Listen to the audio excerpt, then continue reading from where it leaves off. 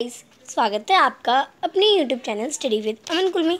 आज हम लाए हैं director of education GNCT of Delhi की वर्कशीट नंबर 39 जो कि क्लास 9th के बच्चों के लिए। सब्जेक्ट आपका साइंस है। डेट है जिसकी 8 अक्टूबर 2021।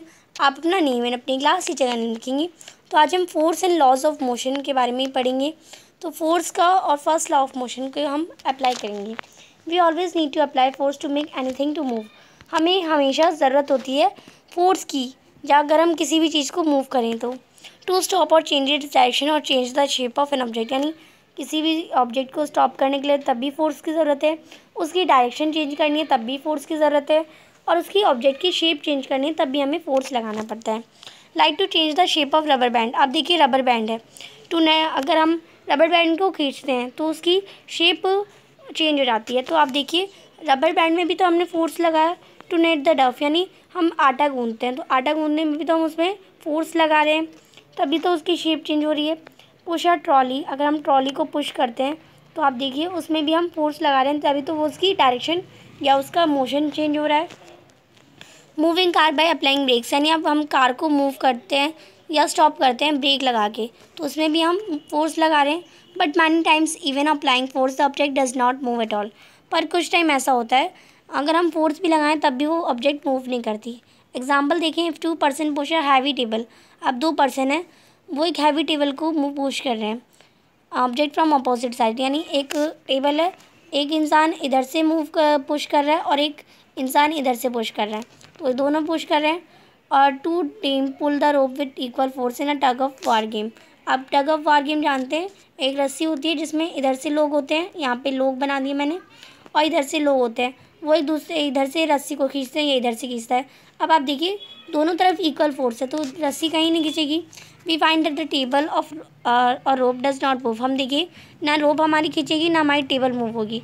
1-2%, यानी जब दो लोग अपोजिट डायरेक्शन में, यहाँ पे आप देखिए अपोजिट डायरेक्शन में, अगर ये दोनों एक साथ इधर से मूव करेंगे तो मूव हो जाएगी, पर अपोजिट डायरेक्शन में कर रहे हैं इसलिए नहीं हो रही है। तो when 2% push the heavy table with equal force, यानी वो दोनों एक ही इक्वल फोर्स है, यानी इधर भी 3, अगर हम देखें तो इधर भी 300 का फोर्स लग रहा है और इधर भी 300, तो वो जो ऑब्जेक्ट है वो बिल्कुल मूव नहीं होगी। पर अगर आप देखिए इधर 200 का लग रहा है और इधर 400 का लग रहा है, तो हमारी ये जो ऑब्जेक्ट है वो इधर चली जाएगी, यानी मूव कर जाएगी, क्योंकि इधर फोर्स हमारा ज़्यादा है।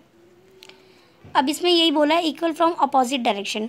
When 2 persons have push the heavy table with equal from opposite direction the force get balance, यानी जो फोर्स है वो बैलेंस हो जाएगी। The net force of the table और रोप इज़ ज़ीरो, और जो नेट फोर्स हो जाएगा उस टेबल का ये रोप का ज़ीरो हो जाएगा। देयरफॉर द टेबल और rope does not move at all, यानी इसी वजह से जो टेबल है और वो है वो मूव नहीं करेगी। When two force equals in magnitude are applied on the object through push और pull from opposite direction and resultant force object is zero, the force is called balance force. यानी जब दो जगह से फोर्स लग रहा हो और एकदम जो फोर्स है वो बराबर हो, अपोजिट डायरेक्शन में लग रहा हो, और जो रिजल्ट होगा फोर्स का वो ज़ीरो हो, तो वो हमारा बैलेंस फोर्स कहलाता है। द रोप और table moves only when applied force of both person is getting unbalance by applying force either in same direction और one of them applies more force than the other, such force is known as unbalance force. यानी अब जो हमारी रोप है या हमारी जो box है वो कभी तभी मूव करेगा जब जो दोनों इंसान हैं वो एक ही तरफ से मूव करेंगे, एक ही तरफ से उसे पुश करेंगे, या हम कहें तो एक तरफ ज़्यादा फोर्स लगेगा और एक तरफ कम फोर्स लगेगा, तभी वो हमारी मूव करेगी। इस फोर्स को हम अनबैलेंस फोर्स कहते हैं। अब फोर्स जो है वो कभी लोन एक्ट नहीं करती। फोर्स हमेशा पेयर्स में एग्जिस्ट करती है। This pair of force act in opposite direction, और ये जो पेयर होता है फोर्स का वो अपोजिट डायरेक्शन में होता है। Whenever of the force is greater than the other there is a motion. जब फोर्स एक जगह ज़्यादा होती है दूसरे से तो वो मोशन में होती है। Friction force act as the opposite direction of motion. To move an object that applied force must balance in its frictional force. To accelerate the motion of an object unbalance force is required, यानी अगर हमें accelerate करना motion किसी object का तो हम unbalance force required होती है। Unbalance force act in object bring in motion, यानी अनबैलेंस फोर्स जो होती है वो किसी ऑब्जेक्ट को मूव कराने में हेल्प करती है। अब हमारा जो इन आइडिया क्या है कि every object opposes the change in state of motion it tends to remain in the state of rest or motion. The mass of the object in the measure of its inertia, heavier object will have larger area in comparison to the lighter object, due to which we need to apply more force to change their state of motion. यानी अगर हमें किसी heavy object को move कराना है तो एक जगह हमें ज़्यादा फोर्स लगाना पड़ेगा और एक जगह कम, तभी वो हमारी मूव होती है. अब according to the first law of motion an object remains in the state of raw rest और uniform motion in straight line unless acted upon by unbalance force. यानी फर्स्ट लॉ ऑफ मोशन हमारा क्या कहता है कि हमारा जो एक ऑब्जेक्ट है वो रिमेन कंस्टेंट रहती है या यूनिफॉर्म पोजीशन में रहती है स्ट्रेट लाइन में, तो वो अनबैलेंस फोर्स की तरह एक्ट करती है. This is also known as law of inertia. इन्हें हम लॉ ऑफ इनर्टिया भी कहते हैं. Natural tendency of an object resist of change in their state of motion of rest is called inertia. अब हम इसका एग्जांपल भी देख लेते हैं. In a moving bus everything is in motion. जो अगर हमारी बस चल रही है तो सब कुछ मोशन में है. But when driver brake applies brake, पर जब ड्राइवर ब्रेक लगाता है suddenly the bus get stop, यानी बस जो होती है वो स्टॉप हो जाती है.